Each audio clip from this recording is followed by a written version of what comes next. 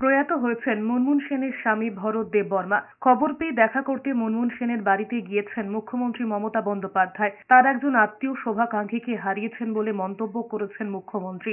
জানিয়েছেন তার সঙ্গে পারিবারিক সম্পর্ক রয়েছে।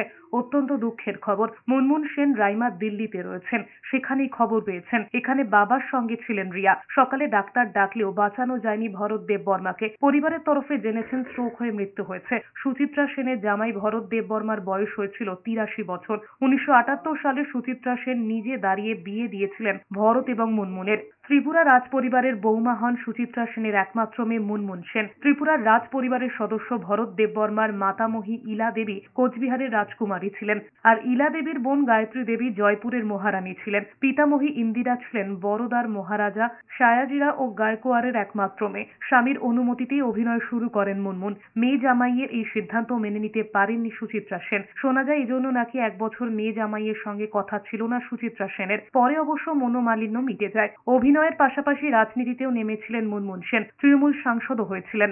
এদিকে শেষ শ্রদ্ধা জানাতে সন্ধ্যায় ফের একবার মুনমুন সেনের বাড়িতে গিয়েছিলেন মুখ্যমন্ত্রী মমতা বন্দ্যোপাধ্যায়। বালিগঞ্জের বাড়িতে ছিল তারকাদের ভিড়ও। আবেগ চট্টোপাধ্যায় থেকে ঋতুপর্ণা সেনগুপ্ত, তেলেঙ্গানার রাজ্যপালক জিষ্ণু দেববর্মাও উপস্থিত হয়েছিলেন। এরই মধ্যে সন্ধ্যের দিকে মেয়ে রাইমাকে নিয়ে বাড়ির বাইরে বেরিয়েছিলেন মুনমুন সেন। বলেছেন আজকের পর থেকে তাদের জীবনটাই বদলে যাবে। ইটস এ গ্রেট লস, এবং এমন কিছু বয়সও হয়নি মৃত্যুর, হট করে মারা গেছেন।